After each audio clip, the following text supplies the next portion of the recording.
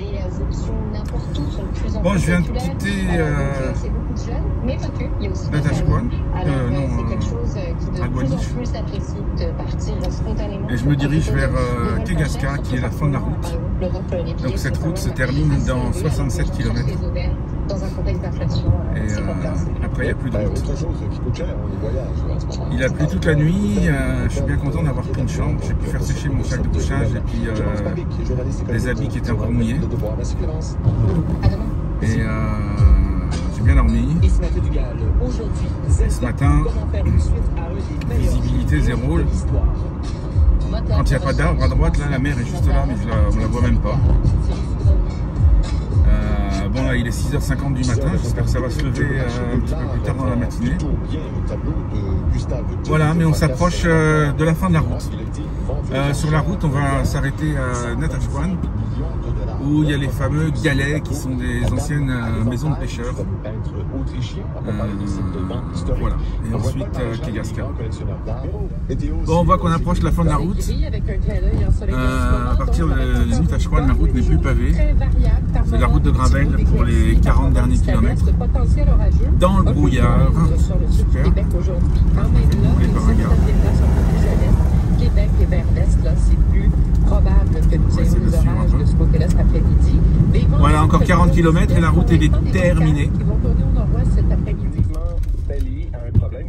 Un petit ralentissement. Il y a des travaux. On pourrait avoir une superbe vue sur la taïga. On voit juste les bords.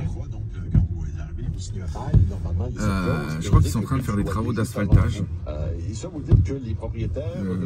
Le gars du camping m'en a plus ou moins parlé. Là.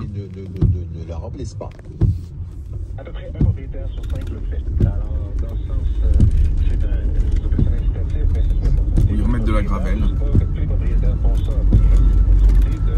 De le monter d'un montant qui est significatif. Si on ne sait pas quel est le montant que le propriétaire précédent pays, ben, effectivement, le propriétaire c'est dans ces moments-là que tu es bien content d'avoir un 4x4.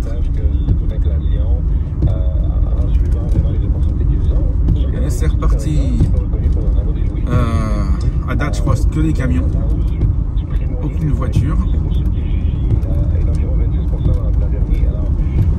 Ils doivent apporter de la gravelle ou de la terre pour la route. Et ça défile, il y en a plein. Et avec le brouillard, on les voit assez tard.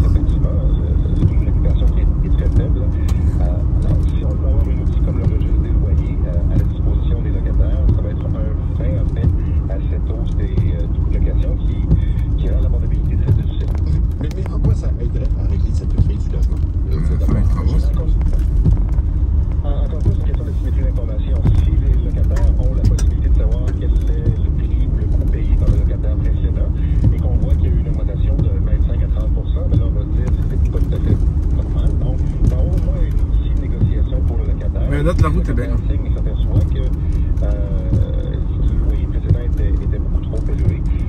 Il reste 26 km avant la fin de la route. Et voilà, on est entré à Kegaska, le dernier village desservi par la route 138. Après, il n'y a plus de route.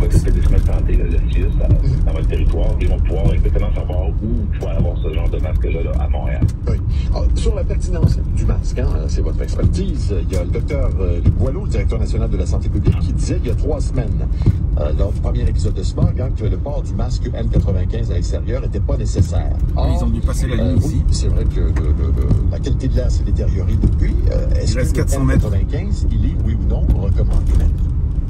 En fait, c'est le choix du mot pas nécessaire et juste. Dans le sens que pour monsieur, madame, tout le monde qui y va, c'est pas nécessairement toujours facile à porter. C'est pas nécessaire pour quelques minutes. C'est dit, si quelqu'un doit, pour son travail par exemple, parce qu'il doit sur son moyen de subsistance, il doit être à l'extérieur toute la journée en plein smog, probablement que ça peut aider et que c'est pertinent.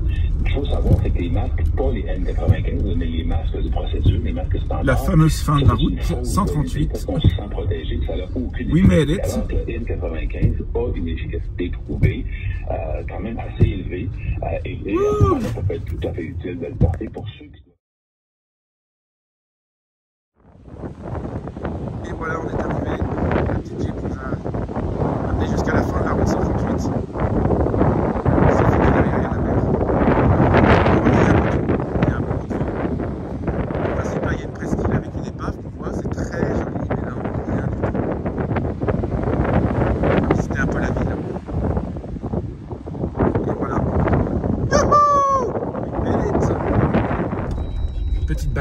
de Kegaska.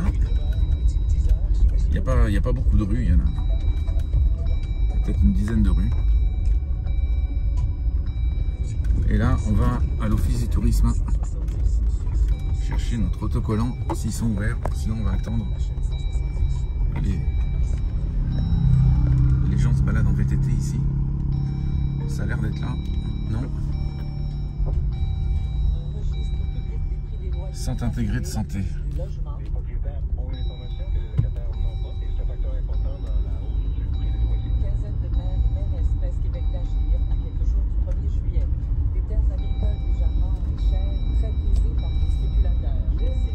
Club 50 ans et plus. Bon. Des toilettes. Et la présence du groupe Wagner au Bélarus s'inquiète l'Occident. Nous irons en Lituanie qui s'apprête à accueillir le prochain sommet de l'OTAN. Voilà à quoi ressemble le dernier village sur la route 138. Ça doit être ici. Au Québec, des élus municipaux là où il y a la poste. Tada. On est sur la presqu'île de Kegaska. Celle qu'on ne voyait pas. Depuis la fin de la route. Secteur le long du fleuve, Montréal jusqu'à Gaspé, on a encore des probabilités d'averse, un petit risque d'orage pour cet après-midi. Orage fort, concentré, Estrie, Mauricie, Québec, c'est là où c'est un peu plus à surveiller. Et il y a une deuxième presqu'île. Précipitations, le secteur de la Couronne Nord, Laurentide, la Nodière, qui en fait est même une île. J'en vois quelques-unes aussi en Montérégie. Petite église en rénovation. C'est surtout humide aussi et très instable. Donc 23, 24 un degrés. petit pont pour passer sur l'île de Kegaska. Un pont en bois.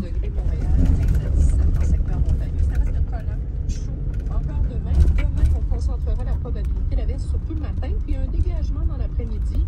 La meilleure des journées. On est accueilli par un gros mousse. Vous avez des choses à prévoir à l'extérieur. C'est vraiment vendredi la plus certaine des journées. On sent encore dans l'air chaud et humide, 27-29 degrés. Et là, on ramènera davantage d'instabilité à partir de samedi après-midi. C'est le week-end des déménagements pour plusieurs. Alors, à partir de samedi, mi-journée, dimanche aussi, là, on sera encore... Ah oui, c'est un village. C'est un village anglophone. C'est le seul village anglophone de la Côte-Nord. Très intéressant dans l'ensemble. Bref, 21, c'est ce qui fait. Au moins, la qualité de l'air est encore bonne ce matin. Ça pourrait ils ont encore une école. Petit port de pêche dans la brume.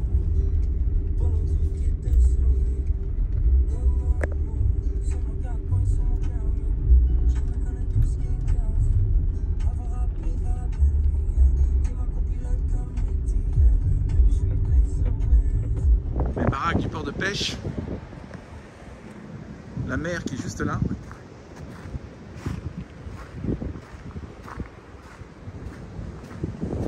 Pas mal agité aujourd'hui.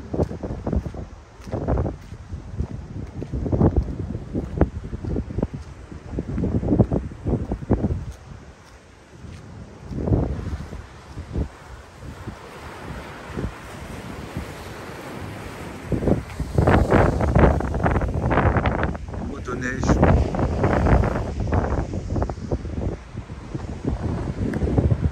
Nous allons voir l'épave du Brion, si on peut la voir, avec cette brume. Je vais en parler en mai quand le livre est sorti en France. Et là, il arrive au Québec cette semaine. Si vous en rappelez, les critiques français n'avaient pas été tendres avec quelques mois dans ma vie, octobre 2022, mars 2023. L'Obs qui qualifiait la chose de géniale, indécente et sans intérêt. Alors je me suis dit, oui Maxime, je l'ai lu pour que vous n'ayez pas à le faire. Heureusement, c'est assez beau, une centaine de pages, dans lesquelles Houellebecq règle ses comptes, vide le cœur et raconte 6 mois qu'il décrit comme étant catastrophique pour sa réputation et sa santé mentale.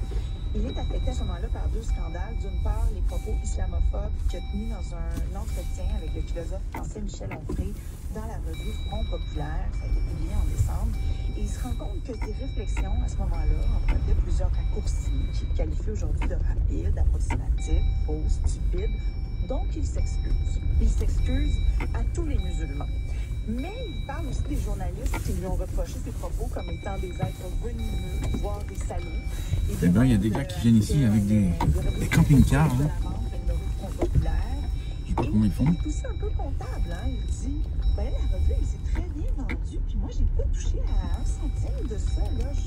J'aurais un manque à gagner de 225 000. Une marche en rocher, là. Tu sais, ce qui donne une entrevue dans un journal, le magazine, on reçoit pas une cote là-dessus. Voilà. Alors, dans tout le livre, là, il se présente comme étant une grande victime. On l'a abusé, mal interprété, mal compris, trahi. Par moment, il dit aussi, oui, je suis victime de ma propre bêtise, de ma naïveté, de mon manque de vigilance. Mais le principal coupable là-dedans, c'est les autres qui veulent exploiter sa notoriété. Et la plus grande partie du livre, vous vous en doutez, c'est ce fameux film pornographique. Eh ben, quand je disais qu'il y en avait qui venaient avec des camping-cars, il y en a un qui a passé la nuit ici. Je suis désolée de vous avoir emmené dans cet univers. Écoutez, il est passé dans les tribunaux. On va pas les déranger, on va se garer ici. À avoir le droit de voir le film, à demander des modifications, mais il n'est pas parvenu à faire. Et on va aller à pied jusqu'à l'épave. Et voilà l'épave qui apparaît dans la brume. Et ben, quand on voit rien comme ça là, avec tous les gros rochers qu'il y a dans le Saint-Laurent, dans la mer ici là, faut pas s'étonner qu'il y ait tant d'épaves le long de la côte.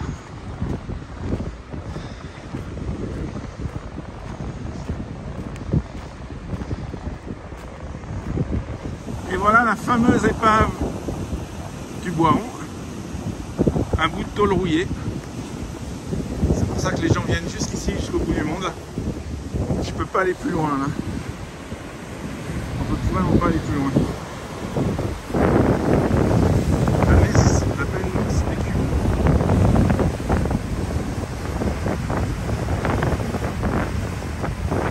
En face, on devrait voir l'île d'Anticosti, mais on voit rien du tout. Mais c'est magnifique, même avec le brouillard.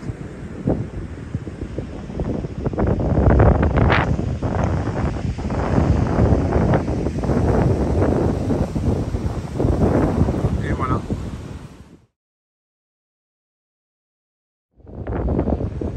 Ces couleurs de la végétation là. Ces rochers.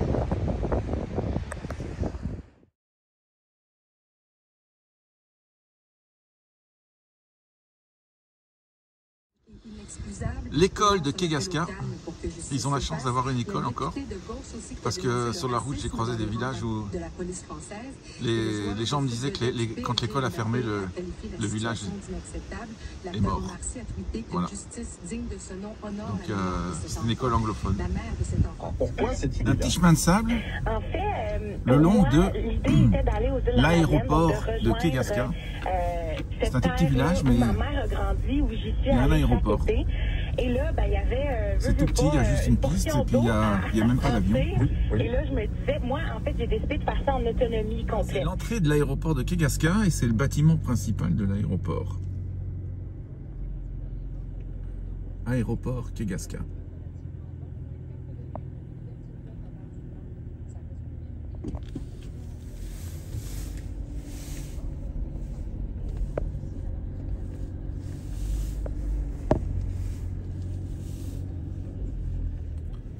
Bon, je peux pas aller plus loin.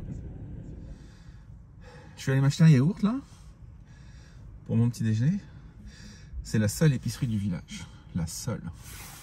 Donc tous les gens du village doivent acheter leur nourriture ici. Il n'y a pas énormément de choix. C'est principalement des boîtes de conserve, des pâtes. Il y a très peu, pratiquement aucun fruit et légumes. Ils n'ont pas grand chose. Et elle me disait que même la dernière station d'essence du village avait fermé. Donc maintenant les gens sont obligés d'aller à 40 km pour aller faire le plein d'essence de leur voiture. La vie est dure ici, mais les gens restent. Ils aiment leur village, c'est une belle place. Bon ben voilà, on est reparti. On fait la route à l'envers. Donc, c'est un beau voyage. Russie qui accueille le chef de la milice Wagner. Et voilà la rivière Kegaska avec des petits rapides. C'est aussi une rivière à saumon.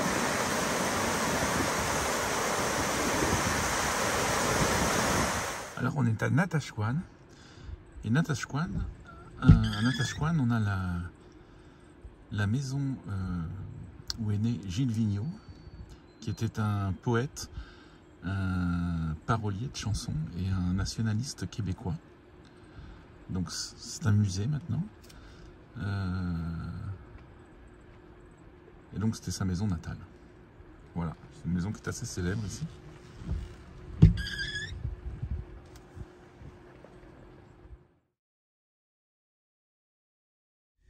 Et là on va voir les galets. C'est la chose à voir à Natashquan. Ce sont des anciennes petites maisons de pêcheurs. Bon, elles sont fermées, elles sont plus habitées. Avant, il y en avait beaucoup plus. Bon, ils en ont gardé juste quelques-unes pour les touristes, comme moi. Donc c'est au bord de la mer. Je pense qu'on va sortir le Kauai là parce que il y a beaucoup de vent. Et voilà les fameux galets.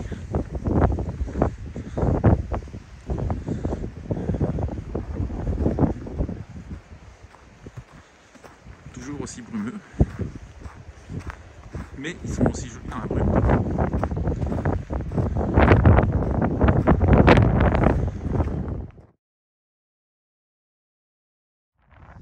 Alors par endroits, sous le sable, c'est du rocher. Et les galets sont justement construits sur ces rochers, mais pas sur le sable. Ils sont tous posés sur de la pierre.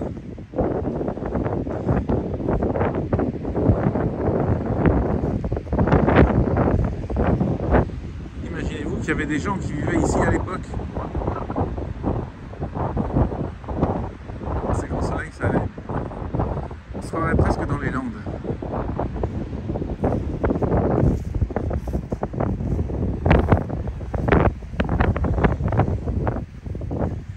Les galets de Natashquan. Le galet, c'est justement le piton rocheux.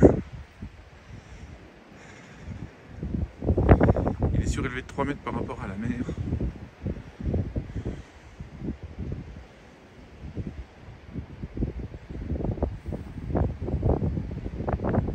Bon, il vivait pas là, c'était des magasins qui servaient à entreposer les agrès de pêche, l'huile de loup marin et différents articles liés à la pêche et aux opérations de traitement du poisson.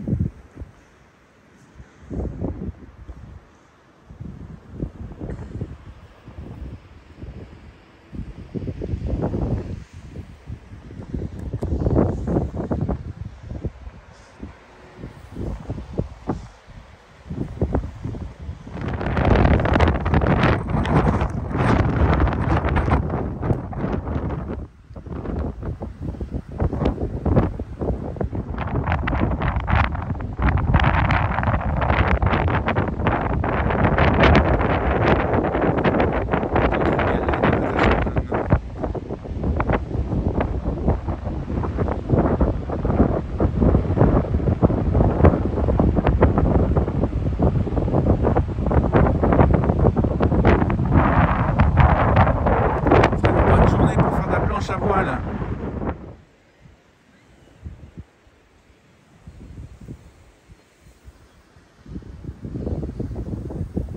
La baie de Natashquan.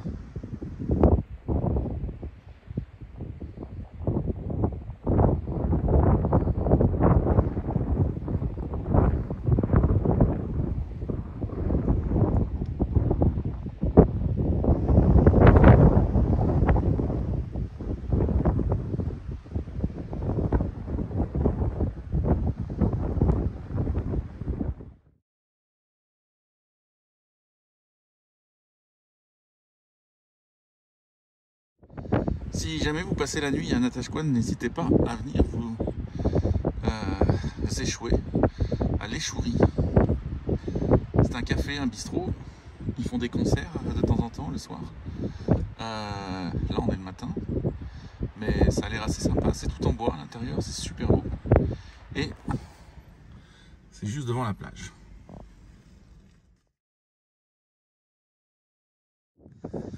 Je crois que je viens de trouver une super petite place pour prendre le lunch. Regardez-moi ça.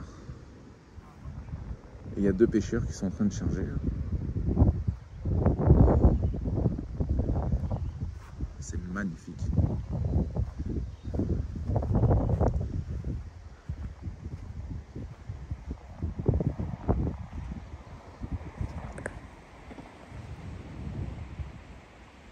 Regardez-moi ça.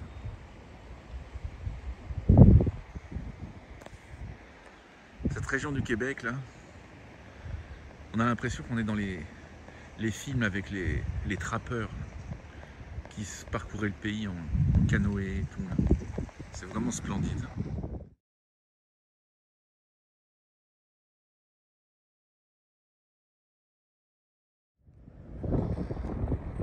En fait, je viens de parler avec les trois pêcheurs là, qui sont partis.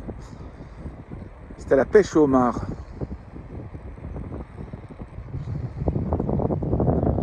Je vous disais, le homard, c'est la spécialité ici. C'était trois autochtones. Ils avaient l'air assez sympas. Wow, c'est magnifique.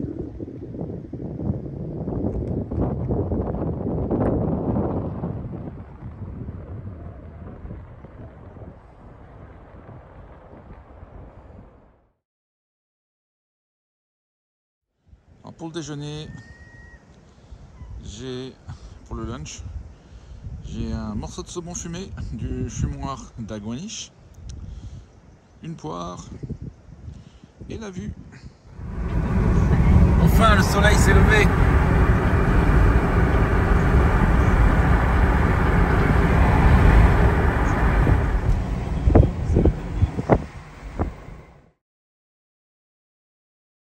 Dans cette usine du quartier Pointe-Saint-Charles, ils sont en grève depuis le 10 mai. L'employeur et le syndicat des métallos étaient... En France, les autorités de Pompéi, car il manque les tomates, arrivées en Europe au XVIe siècle, et la mozzarella, grecque du 3e au 1er siècle avant Jésus-Christ. De retour à Baie Joan Betts, et j'en profite parce que il y a du soleil. Alors, nous, on est très emballés de vous recevoir en équipe à C'est ma tournée parce qu'on tripe vraiment sur vous et on est vraiment impressionnés par l'engouement qu'il y a eu. On va aller voir la maison de Joan Betts. De cette tournée, de votre spectacle à Troyes. Ça a été annoncé le 20 juin et en quelques heures, en quelques jours, les billets pour Montréal et Québec. Bon, et bien on recommence, mais cette fois-ci avec le soleil. Les couleurs sont toutes différentes.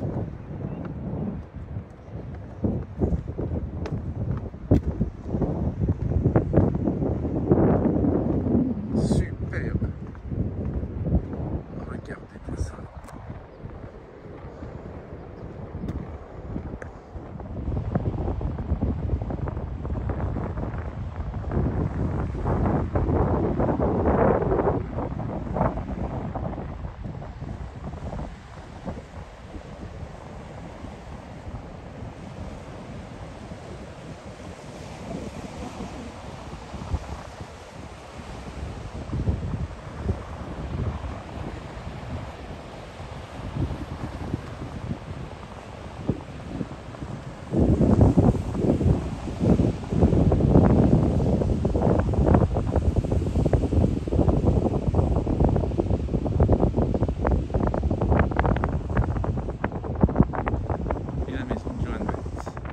Eh ben c'est totalement différent avec le soleil.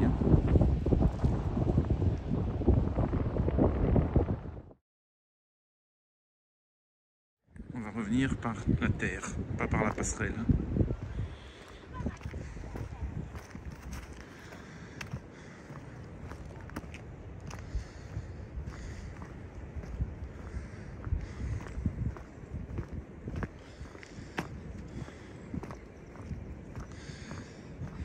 C'est bien que ce soit marée basse, hein.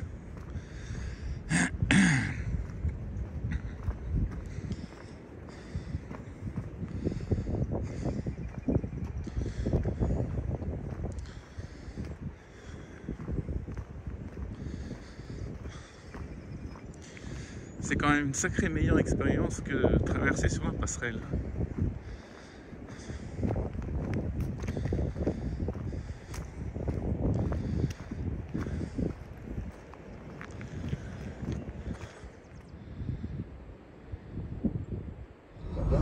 Bon, le petit lunch avec la vue, c'était superbe. À part qu'il y a eu des invités imprévus, enfin imprévus, des petites mouches qui te sucent le sang. Là. En plus, ces saloperies, tu les sens pas là, quand elles te piquent. Elles ont des espèces de petites dents, elles t'arrachent un petit morceau de peau là, et elles t'injectent un anesthésiant, donc tu sens rien. Et c'est une fois qu'elles ont fini que tu sens. Et ça saigne pas mal. Ça fait un petit trou dans la peau. Voilà, bah, c'est pas bien méchant. C'est une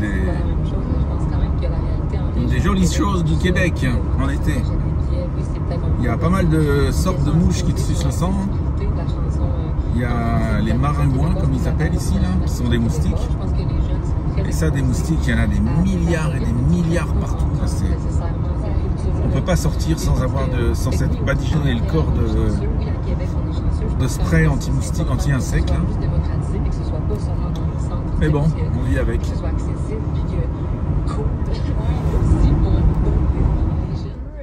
Le terrain, ouais, à choisir vos chansons pour le sujet sexe, en fait. Donc aujourd'hui, c'est sûr qu'on a beaucoup plus la part du gain, les abonnés de... Dans le sud du Québec et de l'Ontario, dans les prochains jours, pour affecter ces secteurs-ci. Donc la qualité de l'air devrait se détériorer dans plusieurs secteurs au sud des deux provinces. Les feux les plus importants présentement continuent d'émettre beaucoup de fumée qui maintient les qualités de l'air mauvaises. Donc toujours de nouvelles fumées, toujours de nouveaux panaches qui sont dirigés en fonction des vents présents. Et la qualité de l'air devrait... Des courageuses qui font la route en vélo. Je sais que c'est deux filles parce que l'autre jour quand je me suis arrêté prendre de l'essence, elles étaient là. Il pleuvait à torrent et elles s'étaient arrêtées à la station-service pour se protéger un peu de la pluie. Mais c'est une sacrée route à faire en vélo. On arrive au Havre-Saint-Pierre, je me suis arrêté. Il y a un point de vue sur la route. Et on voit bien aujourd'hui, l'autre jour quand je suis passé on ne voyait pas à cause de la brume, mais là on voit bien les îles de Mingan. En principe je vais les visiter demain en bateau, mais j'espère qu'il fera beau comme aujourd'hui.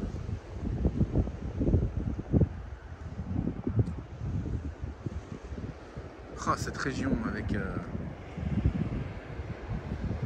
allez, 15 degrés de plus, hein, ce qui fait 10 degrés.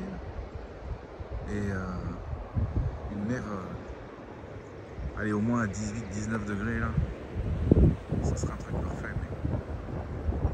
Mais il fait froid et la mer est gelée, mais c'est beau.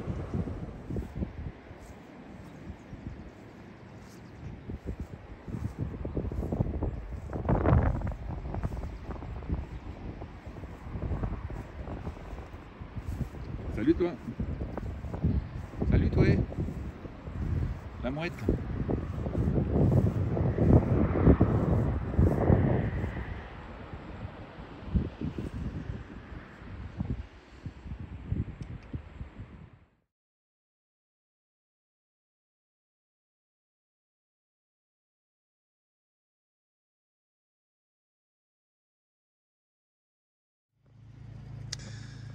Alors pour de nuit, je suis de retour au camping de la Minganie. Cette fois-ci, j'ai pris un prêt à camper. Et voici la vue que j'ai de ma cabine. Waouh! Je suis là pour 2 nuits, donc je vais bien profiter de cette vue. Demain matin, on prend le bateau pour les îles, si le temps le permet.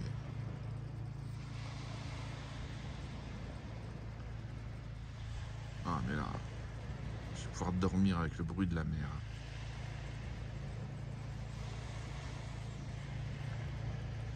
Quel pied!